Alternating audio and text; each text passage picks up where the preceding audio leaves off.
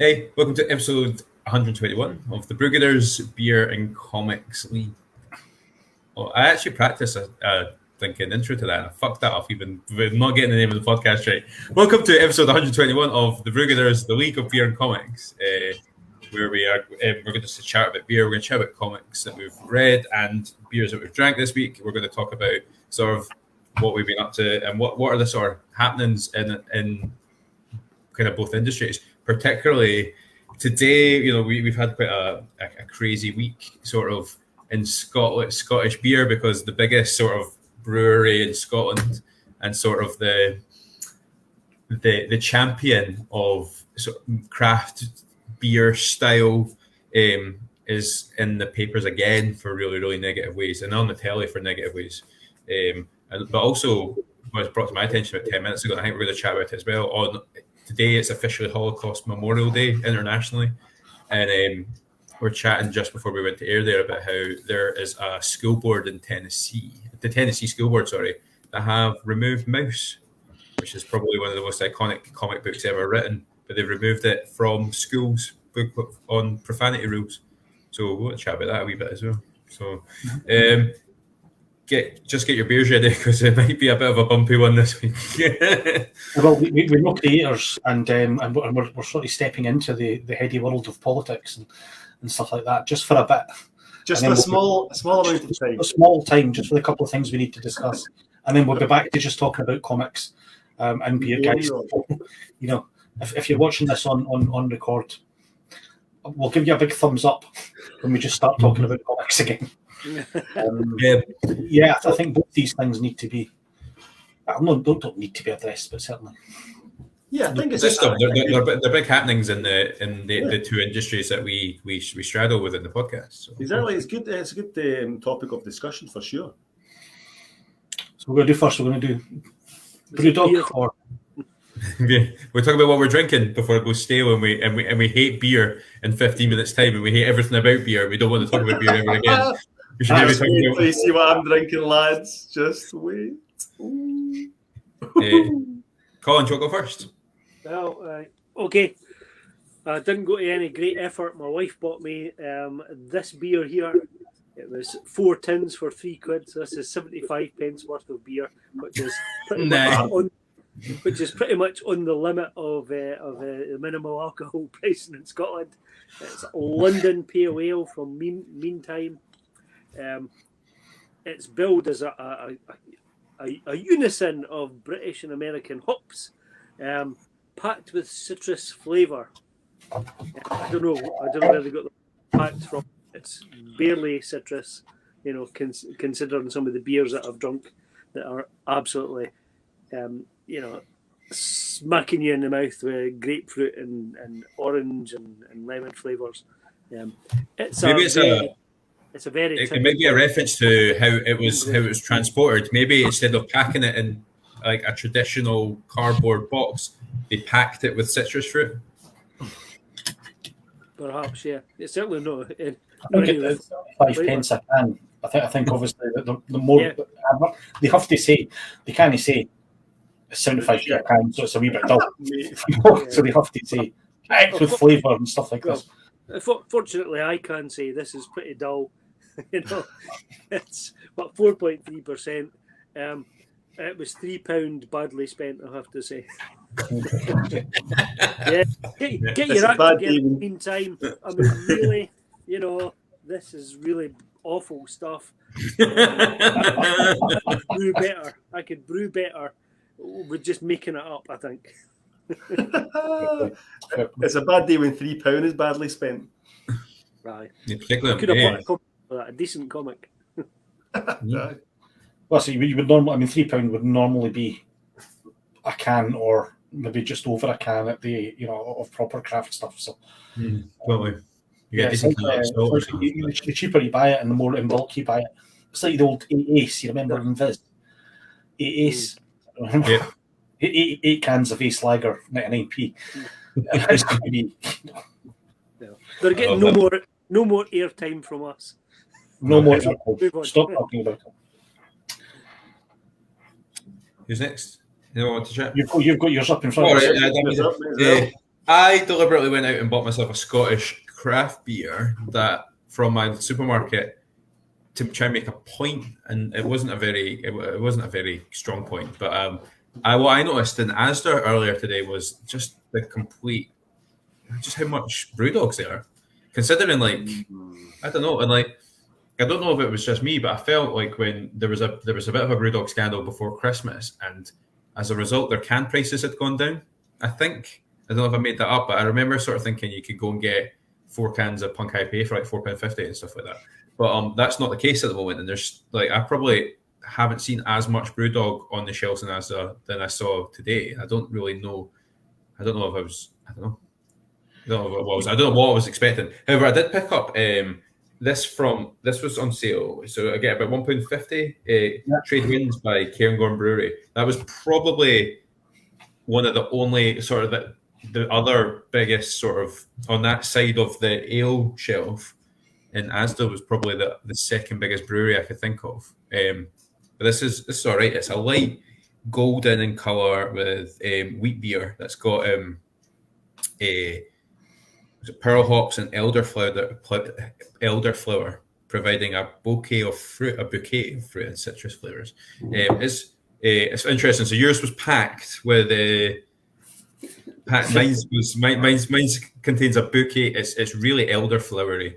I'm not getting much citrus from it. Maybe a wee bit on sort of the aftertaste, but that elderflower sort of flavouring is quite it's quite overpowering. Actually, it takes away from, or at least for me, it's taken away elements of the beer, and making it quite it's quite a distracting taste, if that makes sense. Like I'm like that's too at the front of the tongue, so everything else is kind of getting lost. But other than that, I mean, it's all right. I wouldn't stop giving them airtime. We've reviewed Cairngorm stuff in the past, and it's usually okay. I've drank that, and I found it all right. Like, I think I got that in a box of Tesco beer or something like that. A box of 8 beers, some Orkneys and some some of them, and it's good. Yeah, I'm sorry. Yeah. What are you drinking, Andrew? I'll before I get into it, I'll briefly mention the possibility that the reason that there's so much punk in shops is because they obviously buy well in advance, week, 2 weeks, 3 weeks. I mean, I've seen a sheep fall in sales this week after the publicity they've had. I've made a very boring option this week, and I've gone for Budweiser, which I know hardly craft beer image. What the fuck? Mass-produced fizzy lager. Years behind him, and that's what he goes for. Yeah, I didn't chill them. I've got I could pick something here off. I've got some of these marvelous cans that I'll show you. Just a gender fluid IPA,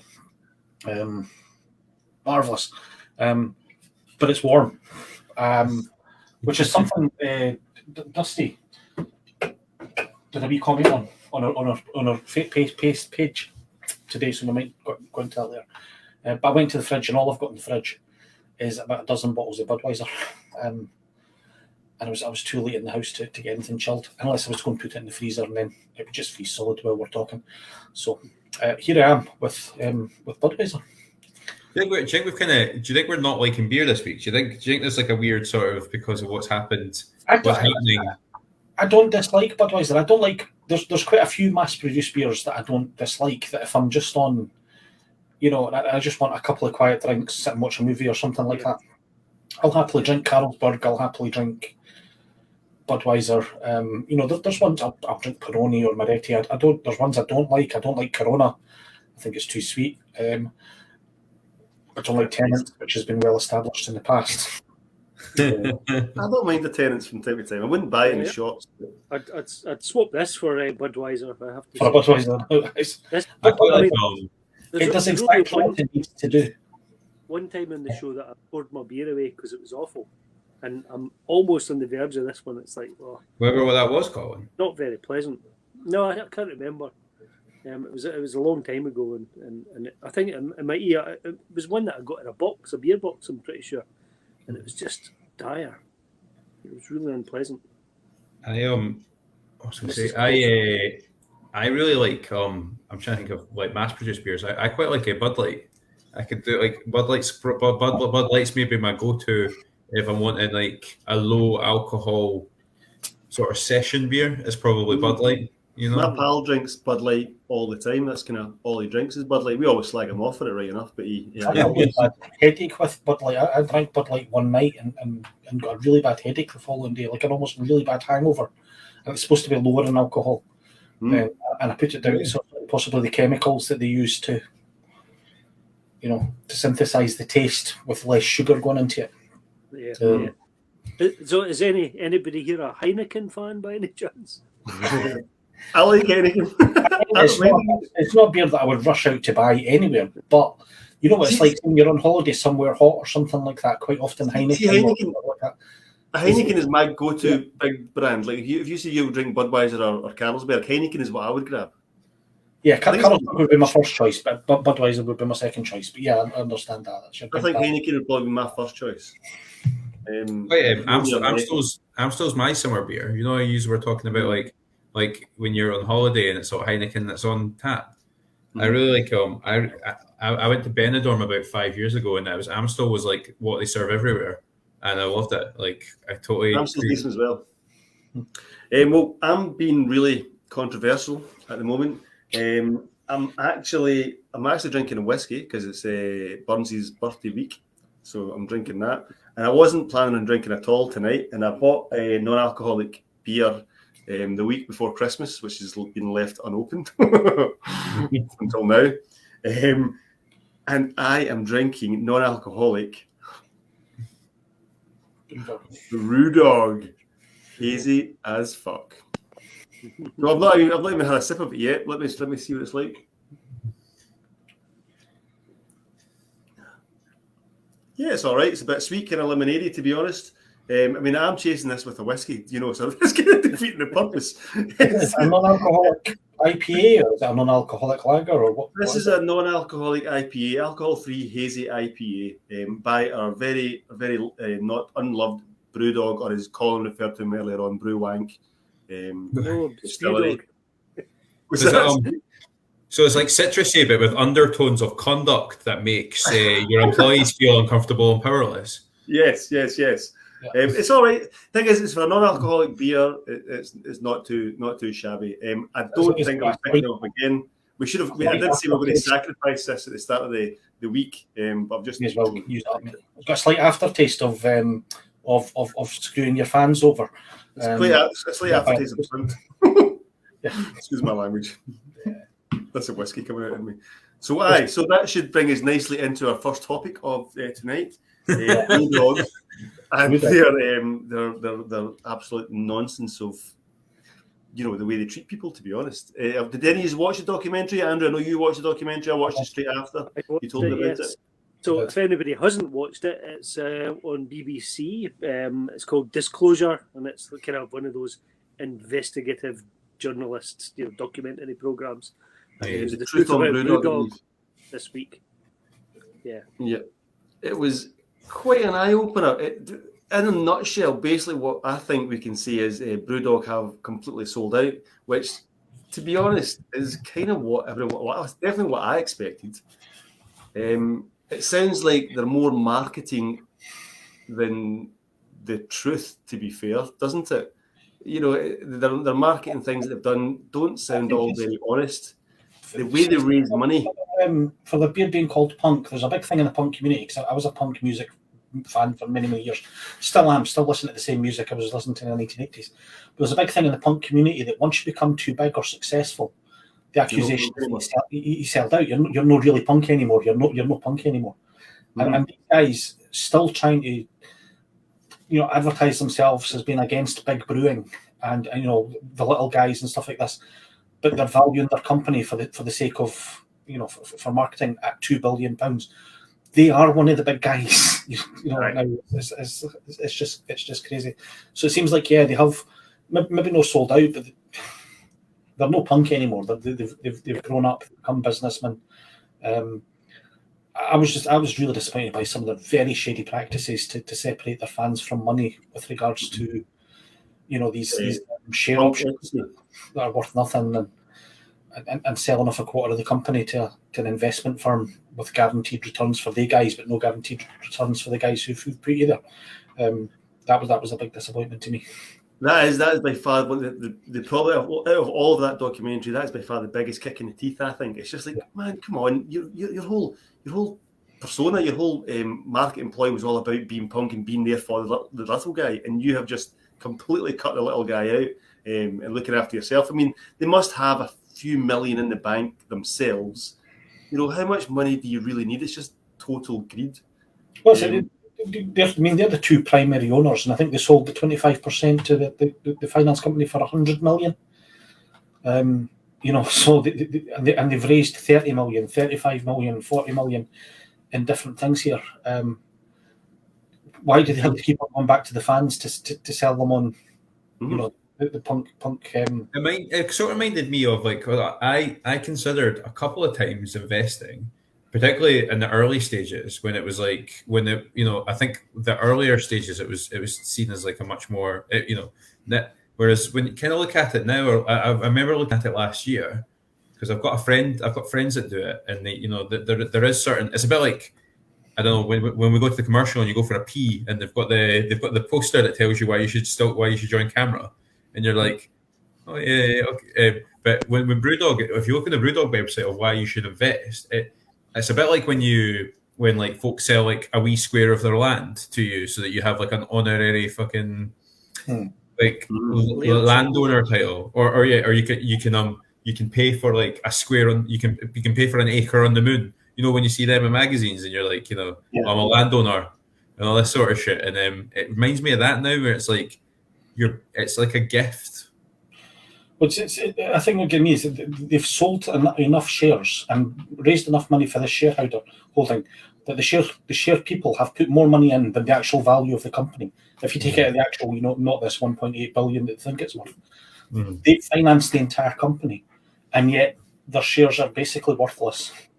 Yeah. And these two guys own everything. Is that the same? See, so I think there's 3 lots of crowdfunding they've done for equity punks, I think is what they call the crowdfunding thing. So the first 2, or the first one, is that not protected? The first and the second crowdfunding are protected, and they're actually all right. But anyone that is invested in the third lot of crowdfunding is basically getting screwed over. Is that correct? Did I pick that up correct, or is that all wrong? I didn't think there was much value. Sorry, I think you're effective. I think like your share was so minimal. It was like, but you're effective. So I've got I've got a couple of friends that do it, and I think it's more like they pay whatever it was, and it effectively means they can get a pint once a year from a Brewdog. I think that's one of the perks. That's like, and like, so one of my pals who lives up in Dundee, she has that. She puts up a photo every year that's like, just checking my investment, and it's effectively like, she paid 30 quid 10 years ago, and she gets a free pint every year, plus tickets to the thing they do in Aberdeen. They do they call it their AGM, but it's effectively just they put on a concert. Yeah. It's so I think that's effectively what you bought. Correct me if I'm wrong, and we're open to conversations and stuff. And anybody that knows a wee bit more, anyone that's actually has equity for punk, you get a percentage off in their shops and things. Yeah. And their their pubs and their merchandise and things. 5% or something like that. Right. 5% is nothing. 5%. Yeah, which is any kind of loyalty can give you that. Without they're so expensive in Brewdogs anyway, particularly for the beers. 10% off brings it down to like a slightly less overpriced beer. The thing is, I'm not surprised by it. That's the thing why I'm kind of like on the fence almost about it, because it's like, I don't find this surprising. This is just what I think is normal business. It's a shame that they didn't carry on and continue with the punk kind of attitude and really, really support independent people. Even the thing they're doing with the forest, for example. So if you buy hazy lager or lost lager, it's supposed to, every case is bought or every beer is bought, they're going to plant a tree, and actually they're taking out the government grants to do that. So they're not actually paying for it. It's the taxpayer, us in Scotland, that are paying for them while they market. Every lager they sell or every case or whatever it was, they're going to plant a tree. And it's not actually true. You're like, well, that's just just crap. You shouldn't be doing that. That's just, and it's that's what has annoyed me about it. However, I don't find it that surprising. Well, obviously we didn't want to go on about this all night or anything like that, but it will make me. I'll probably not buy a box of Brewdog again. There's so many small breweries out there producing quality stuff that we didn't have to give these guys their money. And when you look at shady practices like that, quite aside for he's a bit creepy around the girls and things like this. Hey boy. It's just there's other people I could give my money to, and in future I'll be. I've got to say, like shady, all the shady businesses stuff, and that is important, and like it needs to be highlighted. But for me, I don't know if it's just because of what I do for the job. I don't know actually, and that's maybe quite unfair of me to say. But the treatment of his staff, and particularly female members of staff, has been the thing I picked up on. Like, obviously there was an interview as part of that the disclosures episode where there was bar managers that were deliberately, when the guys came to visit their Brewdog establishment, they were setting up like staff rosters so that the girls felt less threatened, that they were maybe placed with like a male member of staff they trusted, as almost like a counter to, if he's going to come here and make you feel intimidated, we're going to put like a male staff member on shift for you that you trust, so you feel less intimidated. Like that's a conversation that just shouldn't happen in a business. You know what I mean? Yeah. We the boss is coming. We know he scares the shit out of you, so we're gonna, and we're gonna try and make arrangements around that so that you feel slightly less shit in yourself. There's also just general like we talk about that culture of fear and like. Well, before going past that, you have to say that he obviously said many times, and was quoted many times as saying he didn't think he'd done anything wrong. The problem with someone's attitude, when so many people are complaining about your behaviour doing the same way, if you can't see that you're doing something wrong, there is a problem with how you see people there. So, to me, it just sounds like a classic. I'm rich. I'm a playboy. I'm just going to go and chat up all the good-looking bar people. I'm not saying that right, and it's not like no. Well, one of the big things that was that he came into the bar with two girls and they were inebriated, and he went upstairs and onto the terrace and was kissing one of them. Like, I've done that. I'm really sure back in, not for many years. Andrew, I didn't think we were going to talk about that. That was just that one night. But, I'm not sorry, man. Bruce Wayne done that in what do you call it, in Batman Beyond or Batman Begins or whatever it's called. Yeah. I don't think there was never any suggestion that he'd actually physically. That's the thing. Is like the people that complained about it just probably weren't getting approached. So they're just like, why not try to chat me up? The lassies that actually. I just don't know. It's not a nice attitude, and it is not nice. And if folk are feeling intimidated by it, then you would be like, okay, I'm just going to step off and not do this. It's not nice. I would have just you would just stop going to your pubs if that's what you're going to do. You go to another pub and try and chat someone up if that was the case. Don't do it in your own place. I don't know. So that's it. So we don't want to give him all night. Anyone else? Anything else they can say about them? Soured their opinion, even more so. I think we can just walk away from it. And one of my favourite campaigns, I think it was the Scottish government that put it out, where their whole thing is like, don't be that guy. No. So obviously, like, I really like that. I really like that campaign because it's like, historically, there's maybe been accusation that there absolutely has been accusations that by certain people in power that the reason why women in particular are assaulted by men or given inappropriate attention by men is their behaviour rather than the man. And then what I really like about that campaign is it's taken the ownership of the issue away from women's choices to the fact that women and men aren't going out to be treated horribly by inappropriate men. It's no one's fault other than the inappropriate man. So I don't know. That's probably all I would take from this whole thing is like, so obviously it's happened. The things have happened, or may or may not have happened, and he's claiming innocence. There's back forth discussion about the whole thing, but ultimately, the only people we, like us and anybody that's watching, the only people we have control over is ourselves. So like, yeah, I think he's basically that's a big sleazeball. yeah. Don't be a prick. Like, Right, he's just a big fucking sleazeball. He was suing the BBC as well, apparently. Anyway, if people are feeling affected by this, if they disagree with their practices, they don't like the idea of what's been happening in that business, it's quite simple, folks. Don't give them any of your money. That's it. because Walk away, man. Just, you know what? Hit them in the pocket. That's where it's going to hurt them most. 100%. 100%. As I said, there's plenty of good beer. There's plenty of nice, small, independent breweries out there around where you live. But by awesome people, you know what I mean? Yeah. And it's Guaranteed.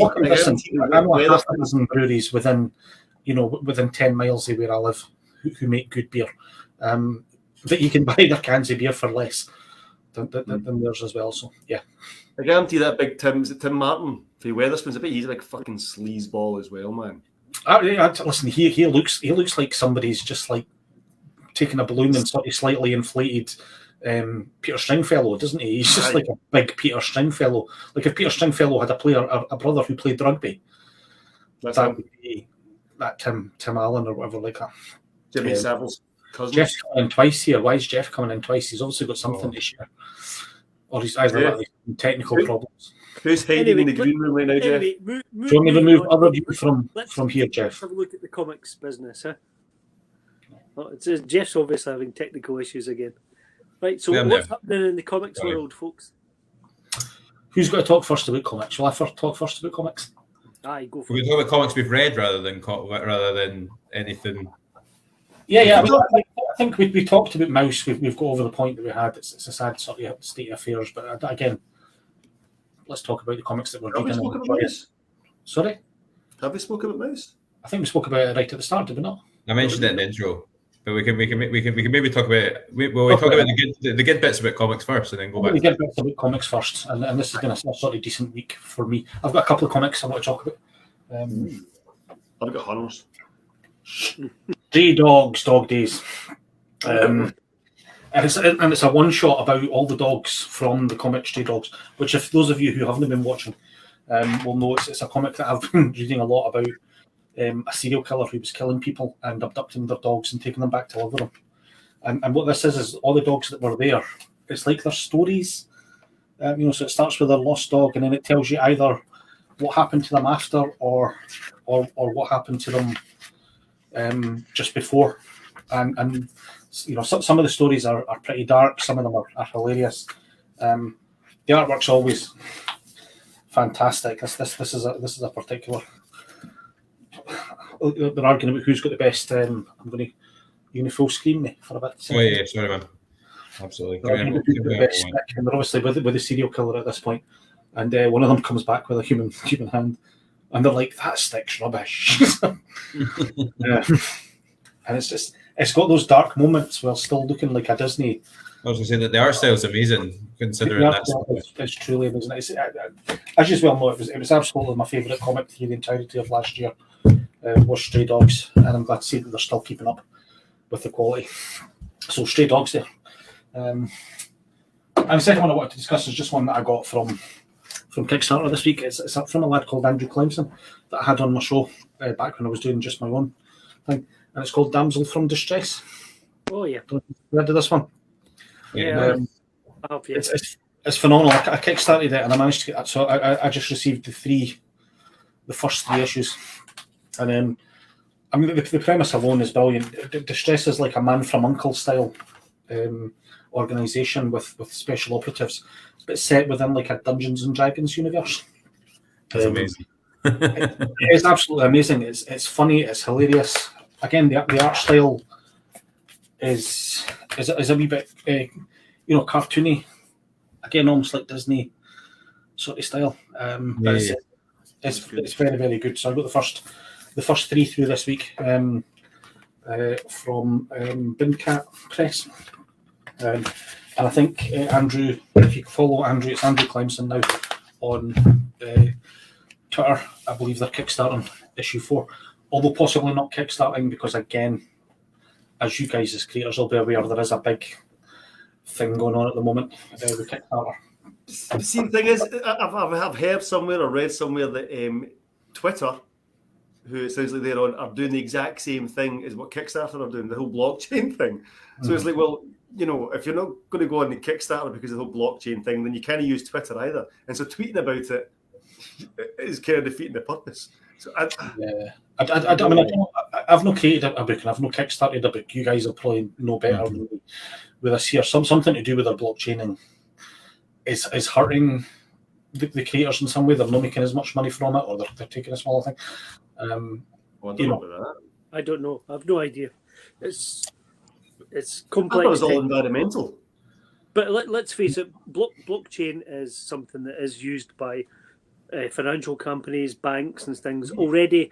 People are blissfully unaware of it. But it does seem that when a controversial technology affects the comics business in particular, there are a lot of people very outspoken about it. Though they are probably blissfully unaware that many companies that they do support are currently using it. I think the major thing in comics, though, is that blockchain is the technology behind non-fungible tokens. These that was the thing I thought. Yeah, and clearly Kickstarter would be an opportunity missed for Kickstarter.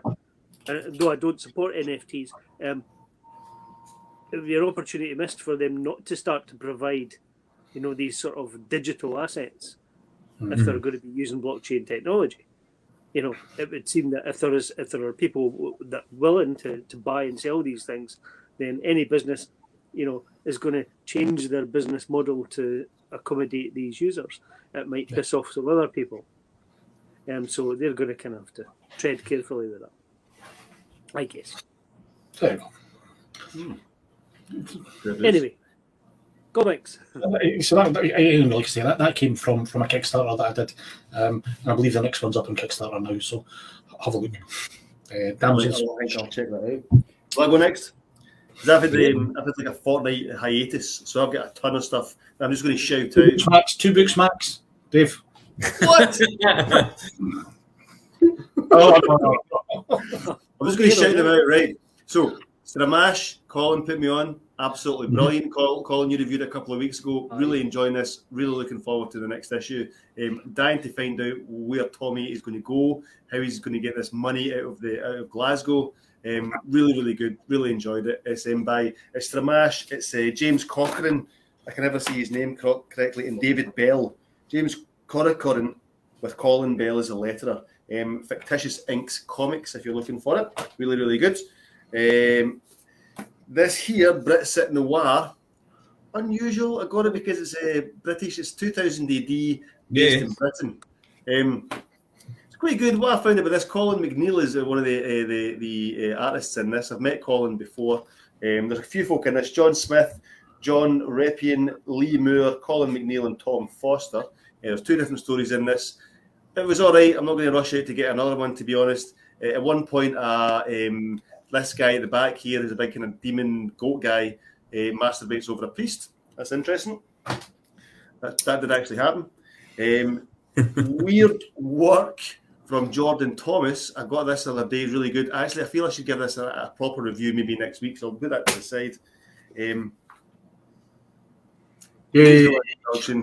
This is amazing. What's that about? I've never heard of that one before. Sink by John Lees, based in Glasgow as well. This is really, really good, folks. This is the Volume 1 edition. There's 4 stories, maybe 5 stories in this. Really, really good. I would definitely recommend this. It's based in a fictional town in Glasgow called Sink Hill, which just sounds like a place in Glasgow. Really good. This one, hold on till I bookmarked a wee page here. Where are we? Here we are. This is was found back in the 70s, I believe. Blazer, number 2. Oh, is it? Very own. Hold on, where is it? There it is. Oh, can you see that? Art by Colin Maxwell. Yes, Derringer and Son. That's the only one I've read so far in this. Pretty good. However, the one I want to talk about is The Book Tour by Andi Watson. Has anybody heard of this before? No. No. So Alan Henderson from Penguin shared this on Facebook a couple of weeks ago, and so I had a wee dive into it, and I picked it up. Andi Watson responded, his Big Cartel page, andywatson.bigcartel.com, responded really quickly, sent me up lots of little goodies with it as well, bookmarks, a wee notepad, another wee mini comic, another wee thing is all signed with my name and stuff, so really pleasant. And it's just, it is honestly one of the funniest books I think I've read. It's so deadpan. It's deadpan humour. It's about the book tour. So it's about a author who goes on tour around the country promoting his book. Every time he gets to a particular bookstore, they have had a signing the day before, and it's been a total sellout. And so his signing the following day is just dead, and no one ever turns up to it. I think he signs like one book through the whole thing, and it's just dead dry, deadpan basically. And he ends up getting kind of involved in a kind of murder and stuff, and it is just really good. And the illustrations are so simple yet so detailed that it just works so well. And it's quite a big old book. Nice one, yeah. And I read it in one sitting. It was just excellent. So I really recommend this. Andi Watson, if you want something a wee bit different, Andi Watson, andywatson.bigcartel.com, and it's published by Top Shelf Productions.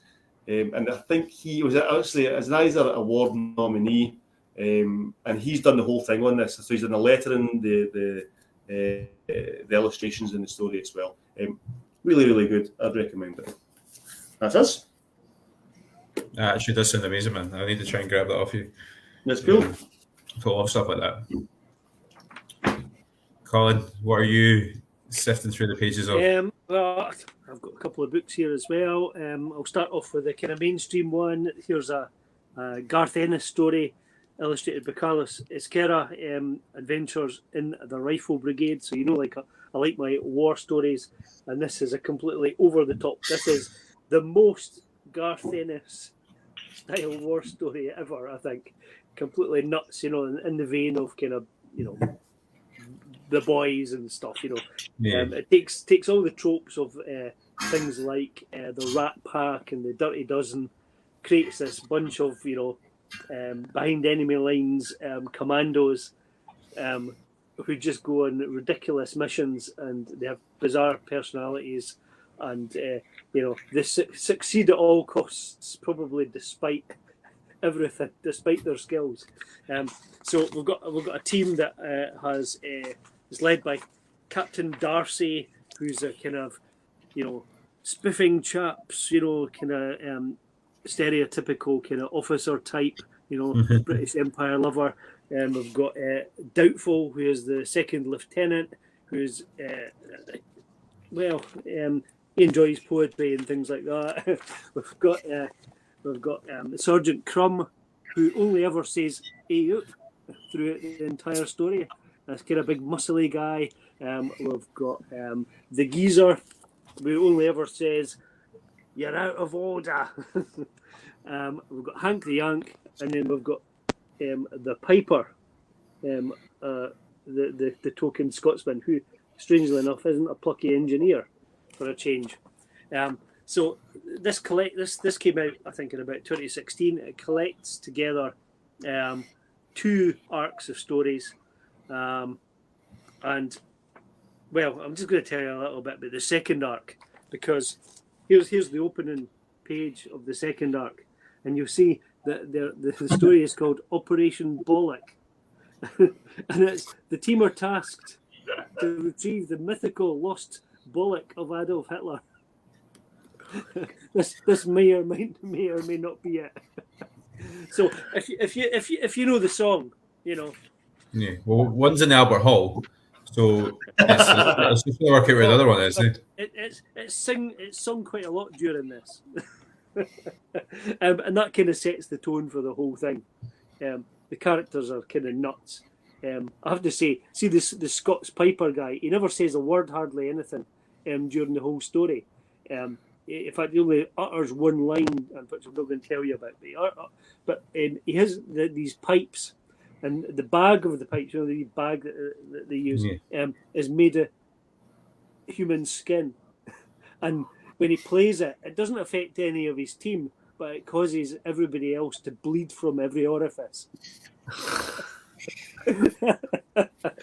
I just love Garth Ennis' stuff because it's things like that is just so off the wall and mental that I just think is brilliant. I just love it. I love Garth. I'll need to pick up that. It's totally mental. And I'm just going to also just mention, every now and again, right, at least twice in each of the story arcs, Lieutenant Doubtful appears to be on death's door, right? He's in a situation where it looks as though he's dead, he's been killed, or he's dying, and he always has a dying wish that he wants the Captain Darcy to do for him, and it's always a sexual favour, and it's very, very funny. Anyway, that is Adventures in the Rifle Brigade. If you like Garth Ennis, if you like war stories and are quite happy to have something that's complete fantasy and the most Garth Ennis of story, and then go for it. You'll love it. Sounds good. Right. He says like he's just been writing. He's been looking at Commando and going, "I'm just going to totally Commando comics. I'm just going to totally like bastardize this." Just push all the tropes to breaking point. Absolutely. He loves writing war stories. He's been writing war stories for years. I've heard this. I think he grew up on Victor and Battle and Commando because he's from Northern Ireland, isn't he? Yeah. He's in Northern Irish. I'm never too sure if it's Republic or Northern. So it's Northern Irish then? From the north, I believe. Right. And yeah, it's British comics that he grew up with, Battle and Victor and stuff like this. That he just absolutely loved. Yeah, well on record. Okay, my second book, and I can't believe Geoff's not reviewed this yet, is Guts, which was written and drawn by Amy Galloway. I bought it from Amy probably. So a wrestling story, which follows this character here, whose wrestling name is Ursa Minor. She goes up against, a couple of times against her kind of her nemesis, if you like, and it follows her career, and she's clearly wanting to get promoted up to the next level of, I don't know, wrestling league or whatever. I'm not really. Lucha Libre. Yeah. Anyway, and I mean, I don't know a lot about wrestling, but it's kind of what I would expect wrestling to be. I don't know. You've read it already, Geoff.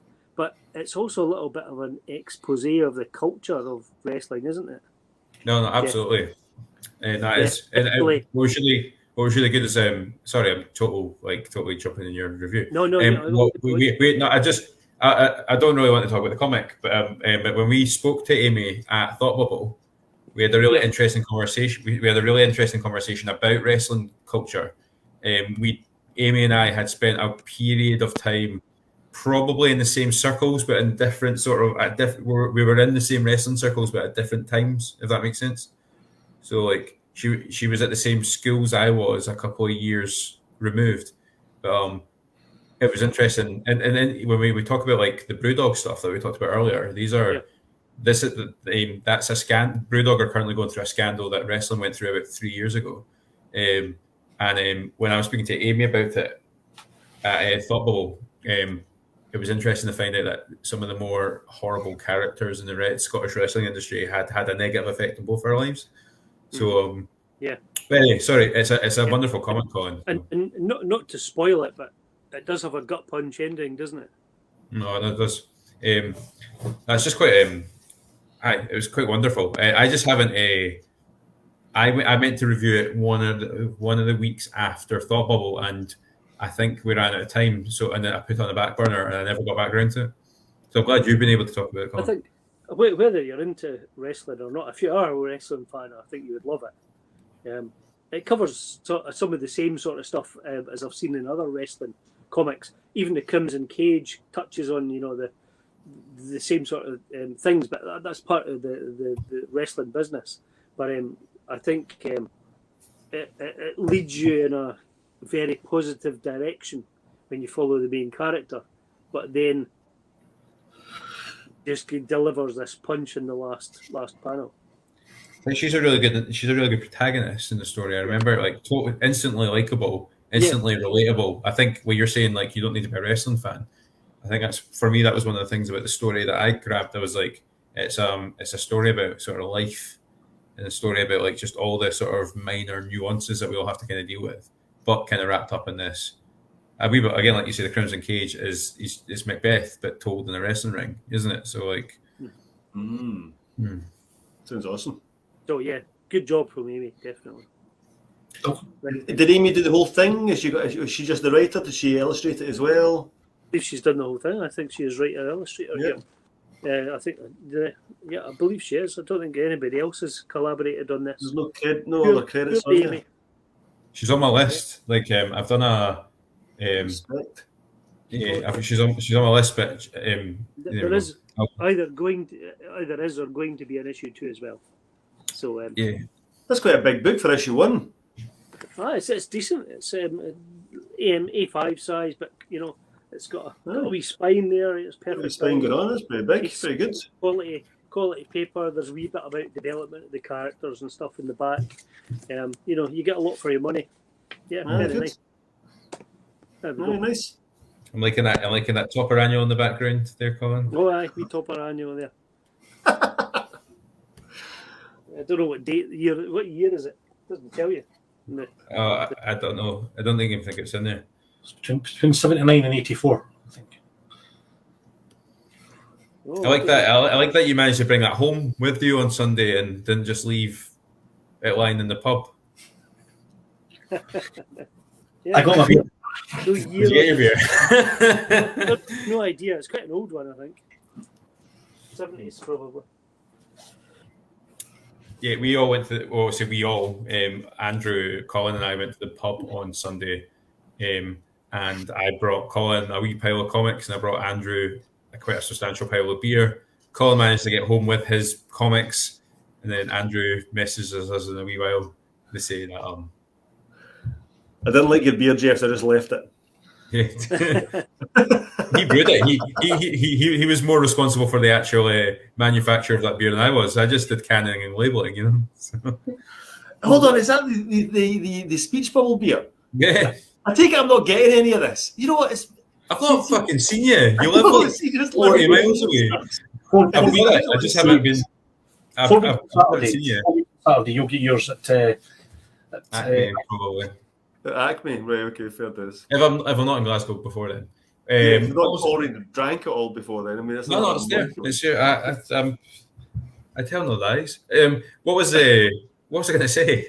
I don't know if anyone's caught no, obviously no one other than us four has access to the Brewgaders Facebook messages. But there was a really nice lady who was like, I think you left something at the pub, and sent a photograph of the of the bag of beer. And I was like, without thinking about it, I replied and went, "Oh my god, how did you find us?" And she's like, well, the name of your podcast is on the beer can. It's like, I'm before I messaged them. Yeah, fair play. What did I read? I went back to the Facebook not the Facebook well, the Google Drive well of comics that folk have asked us to review, or things that I bought off Kickstarter. So I think this was a Kickstarter number. I'll bring it up. It was an anthology series called where are you hiding? Here we go. It was a Not So Fair Tales was what I read this week. It was a sort of a completed in lockdown project about an anthology series where the guys that were doing it were basically asked collaborators to go off and rewrite fairy tales with sort of, I don't know, whatever twist they felt was required. I just thought it sounded quite good. I forgot I backed it until I got an email and saying like, "Oh, here it is. Sorry for the delay." And I was like, I mean, I think it was about $10. I know John Edingfield. I've spoken to him a few times about other projects. So when I found out he was doing this collaboration, I backed it last year. Really, I enjoyed it. Just there was like a Jack and the Beanstalk one. So lots of different art styles, but lots of different kind of twists on like familiar stories. But my favorite one that I wanted to talk about very briefly was where are we? There's a Princess and the Frog one, which was interesting. There's this one here. It's a script, but it's called "Where's Your Mask?" It's script by Russell Nohilty and art from Nick Turris. I just really like this. Was a retelling of the Rapunzel story, but Rapunzel refused to throw down her hair to the prince because he wasn't wearing a mask, and it just basically was the whole Rapunzel story told as an argument between Rapunzel and Prince Charming, but Prince Charming is an anti-mask, an anti-vaxxer, and so she refuses to engage with him, and she and the punchline to the whole thing is he refuses to wear, as you can see from the bottom right hand corner, he's refusing to wear the mask because it would hide his beauty. You know, he is the charming prince, and if he was to wear a mask, like as well as being mildly irritating to wear, it was hiding his and it made it it was just a funny story. I liked it. So he was like, I can't wear a mask because I'm too charming, and so she's like, you're not that charming, and actually, you know, I find it more attractive that you would wear a mask because that means that you're not actively like contributing. And then he's like, yeah, but also like they irritate my skin. And she's like, how can something so soft and mild for brief periods of time irritate your skin? And then he's like, oh, but also it impedes my breathing. She's like, well, how come it's tight? How come it's just messing around? It's like just like that kind of playing around, like the argument that we all have, like anyone that wears a mask has had. Any of the arguments have been made by people who only wear a mask. You know, I can't breathe, it irritates my skin and stuff like this. And any of these sort of slightly spurious arguments. You know what? I totally believe that a lot of it is vanity. You know, they're so entitled. Which is what they were trying to do in this. Yeah, it's like they're so entitled. It's like, oh, I'm too embarrassed to wear this mask. It's like, shut the fuck up, man. Hello, Neil. You're like, just put the mask on and stop being an asshole. You know what I mean? That's effectively what happens. She refuses to run away with him because he's being a non-mask wearing asshole, and then he gets ill. And so, like, and posts on whatever the equivalent of the Facebook is in the fairy tale world. And then she's just like, haha, idiot, and it made me chuckle. But yeah, just loads of story. I'm trying to do in like the descriptions of all our episodes, so I'll go back and do it for this one as well. And sort of just give as much detail as possible about guests, but also about stuff that we've been reading. So if anyone's interested in that. I believe it's available on Comic House and things like that. But I'll make sure that any of the appropriate links. It was just it was like it cost me $10 and there was 171 pages, so it was an absolute steal. It was the digital copy was I think it was $10 at the time. But I really enjoyed it, and I chuckled all the way through, and I quite like the idea that you can take a story that we all know, we've read hundreds of times, and just put in like either like a passive-aggressive spin on it or sort of tongue-in-cheek like retelling. So it's pretty cool, and I recommend it for anybody that just wants to try and do something different. Nice. Sounds good. Okay. Should we have a wee brief conversation? Check. Actually, could I just say something, right? Can I just point out to people who are fans of the show? The Brewgooders. Wrong solo layout. Sorry, there we go. The Brewgooders is not a dating site. It's a beer and comics podcast, right? I know this. Back on 4th of January, this post got posted. About that we're back after the holidays, and I shared that. And then a wee bit further down, I got a nice wee comment from somebody called Pamela K. Allen, who said, "Hello, Colin Maxwell. How are you doing? My name is Pamela. If you don't mind, can you click on my name and it will direct you to my Facebook account, and click on Add Friends so we can chat and get to know each other more better." That's a lot better. That is more better. It's a lot better. Nice one. In fairness, she just said like a host on this podcast after an hour. She looks like a lovely person, but that's not real. Unless you're really into beer and comics, Tell us about. I don't think that's really Pamela K. Allen. That's someone else. Probably. Oh no, she's single. No, she's single, and she's single, and she enjoys beer, comics, and men between the ages of 27 and 49. Enjoy hip hop comedy learning in football, which is not what our podcast is about, Pamela. Sorry. Fuck you. I see tried that. really I'm hard like, why is this old post popping up in my newsfeed? And then scroll down, and there enough. Hi, Colin Maxwell. Click on my profile. I was like, you just responded with, "I right." Yeah, it was a good one. That was really good. I think did we all follow the link though to have a look at our profile? Do you know what? I tried to, and something happened, and I was like, oh, Your wife came in. Yeah, I thought I was going to get hacked or something. I was like, no. You never know. You don't know if you click on the actual profile whether or not something's going to happen, or I don't know. Anyway, a picture of the worker was happening.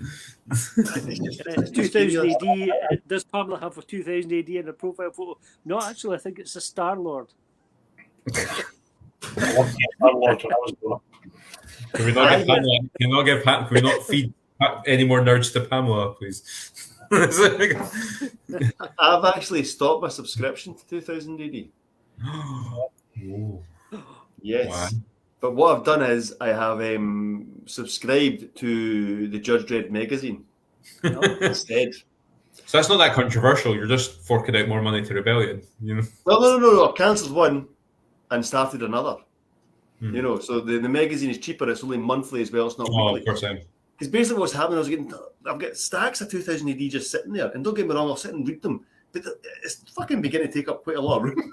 I'm just like, what the hell? So I cancelled that. And it's Judge Dredd is really what I'm kind of wanting to read anyway. So I'm going to give that a try and see how that goes.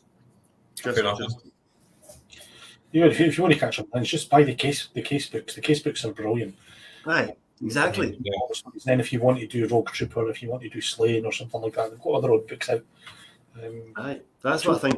That's a better idea, actually, Andrew, because you get a discount if you continue to subscribe. So I think the magazine will be quite good. It's like £6 a month or whatever, as opposed to £12. So I'll give that a try. Good, should we discuss Maus just very quickly before we? Yeah, totally. And the fact that have any reviewers? I know most of you have. I shared a wee post earlier on. Just like a school board in Tennessee unanimously voted to ban Maus from their school library. The day before International Holocaust Memorial Day, which is very controversial just to do that the day before the fucking what the book's about.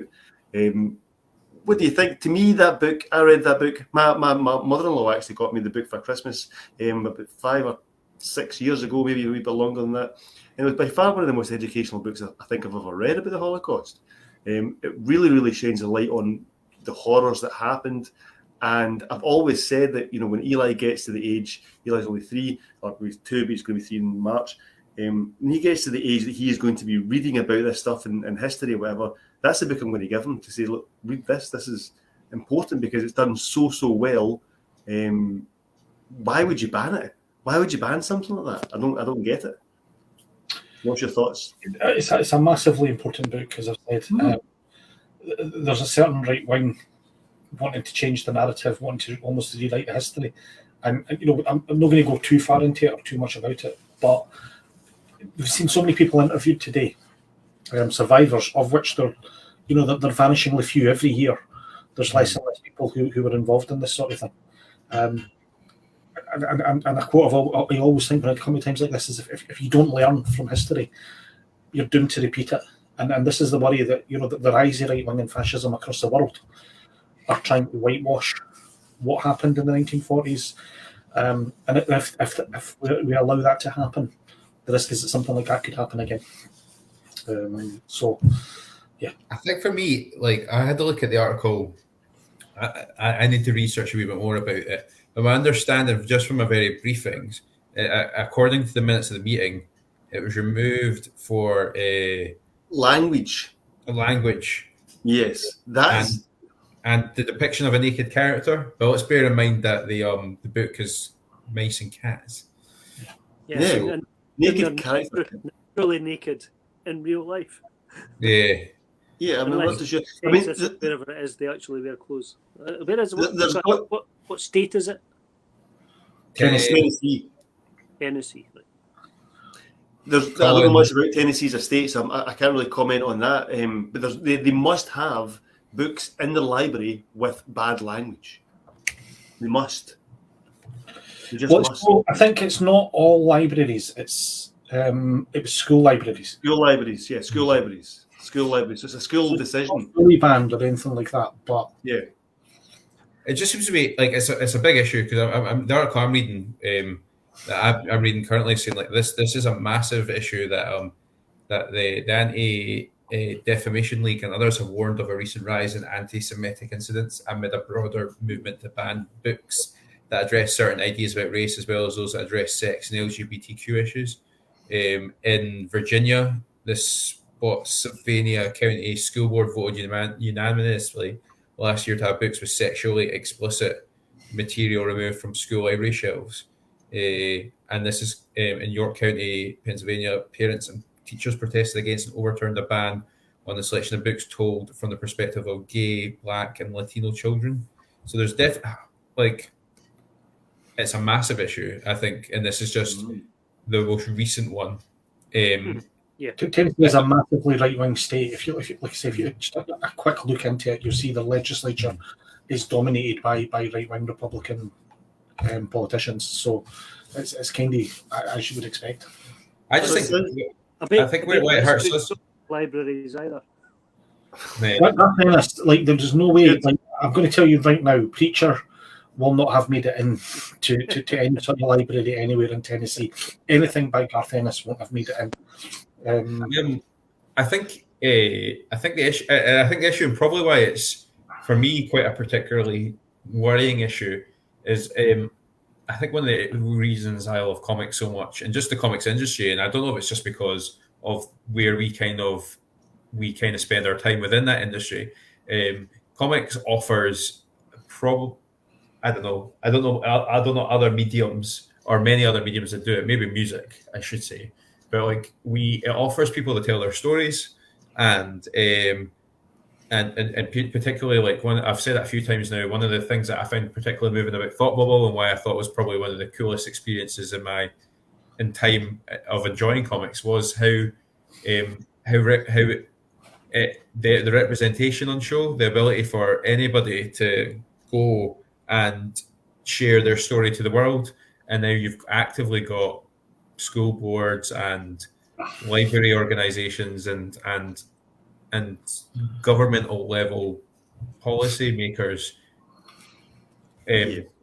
removing stories off shelves, you know. It does sound like a racist decision. A bigoted decision, an anti-Semitic decision. It does sound, wrong. You can't say what thing of them. America's got a massive history of suppressing comics. Unfortunately, we're only maybe 30 years. For 40, 50 years, you had the Comics Code and things like that wouldn't have been published in America anyway.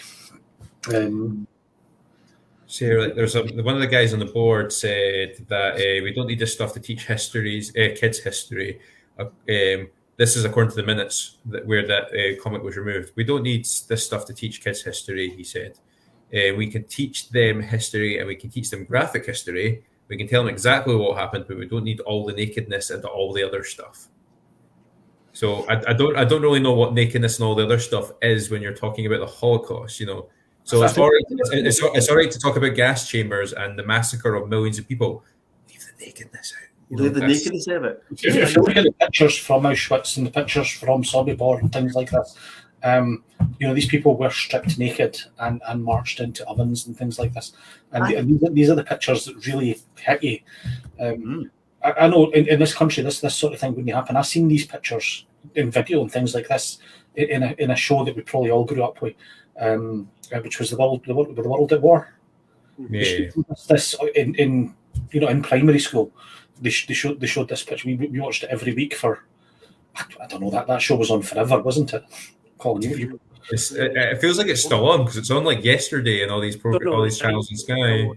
I think it was like 7,000 episodes or something like that. I think that's what Richard Burton, who was it? It was part of my higher history viewing. I remember watching it for higher history because because it's They didn't pull any punches. They taught No, us, they it before, and you had when they came to these times about when they found these people, they didn't pull any punches. And Americans, these will be the same people who'll be really gung ho and fully American and stuff like this. And if you watch this show, Bandy Brothers, which I don't know if you've ever seen, about a parachute regiment in the Second World War, there's one episode where they're involved in finding one of these things, and it's we talked to this in the pub the other day, but the most gut wrenching. No, it's real. It's so sad. That one definitely is up there when these soldiers discovered a concentration camp. That's Neil saying that he was glad to see the post that they put on up earlier referring to Maus. He thinks it should be included in the school curriculum. So I just want to sort of echo that. As a school teacher, I have used it in the curriculum. Nice.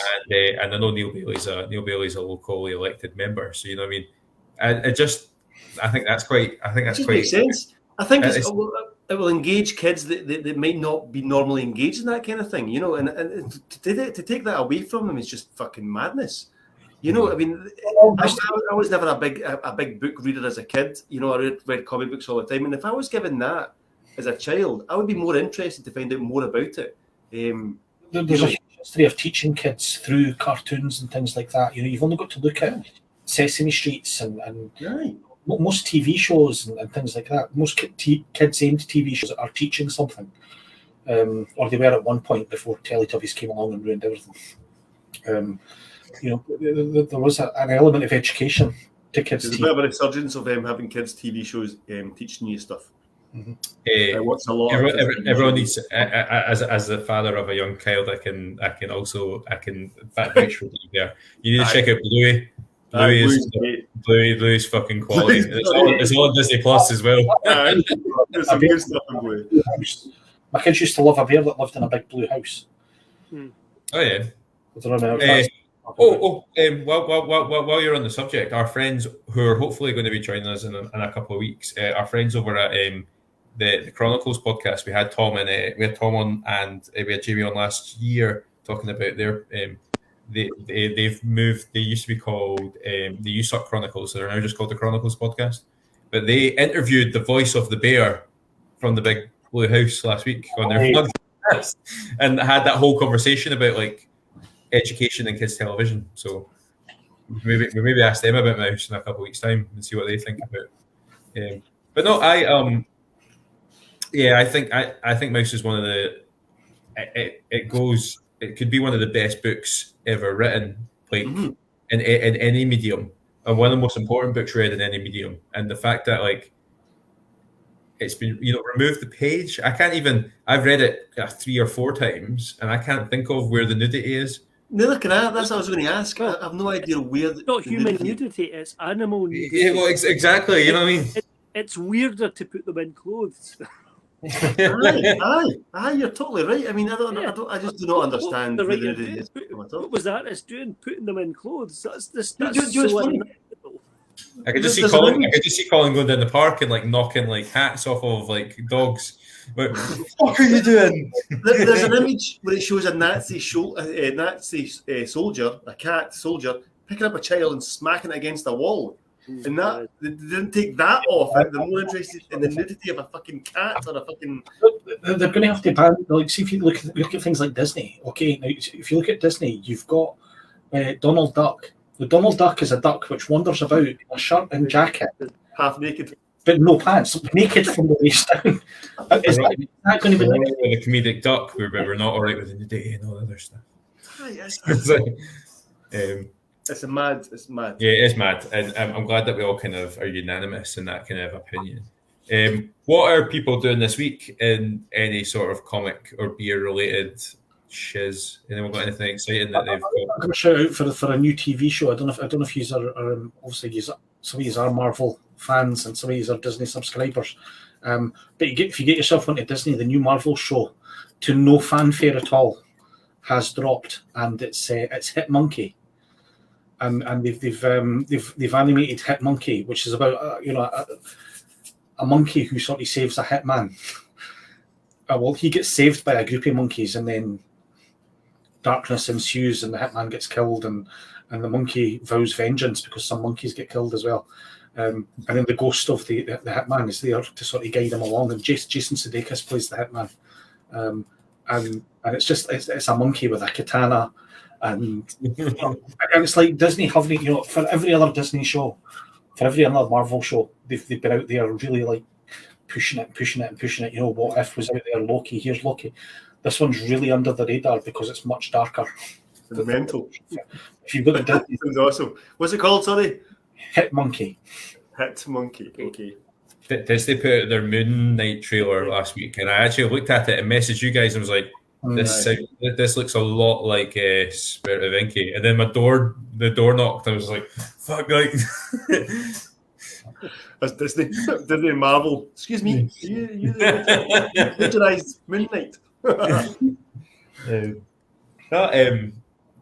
I want to give a shout out to fucking Loch Fine Breweries, because I was in the pub on Sunday and Jarl on tap is one of the nicest pints ever. It's so good. I'll have one next time we meet up. I'll try and have one. Yeah, I'll have it not on tap, but in a can or a bottle. So I'll re-equip myself. We need to get David back through, or we need to go. Well, we're coming to David's neck of the woods in March. But the commercial when it's not leaking is a really nice pub. And we've been there a couple of times in the last few weeks now, and it's beautiful. So. I'll definitely come across at some point in the next couple of months or whatever, for sure. Make sure it's my Sunday off. Sundays are my day normally off anyway. I've got a few holidays to cover in the coming weeks, right enough, in the coming months, sorry. So but apart from that, Sunday, Mondays, my normal days off. That was my third week in a row. I'm going again this Sunday as well. I quite like it. I quite like because there's nothing happens at that time on a Sunday. It's always good. So it's good, bro. It's a nice wee time to go to the pub. I'm going to Dundee Comic Con a week on Saturday. I know Colin was asking if we're going. It's run by the big Glasgow comic page guys are doing a Comic Con in Dundee in the main hall in the middle of the city. I'm excited to go. No, it's Bonar Hall at the university. It's Bonar, and it's not the other one. What was I thinking of? Yeah. I was thinking of the other hall, wasn't it? I was thinking of the KRJ. No, it's in Bonar Hall, which is just north of the city, isn't it? It's just off the motorway. Is that right? You go up the Perth Road towards the university. It's one of the university buildings. Yeah. Bonar Hall. To anyone watching, I would follow the BGCP page. There's quite a lot of pages of the big Glasgow comic page. There's quite a lot of pages. They've got quite a lot of different sites, different on Facebook. But they do so many comic marts all over Scotland.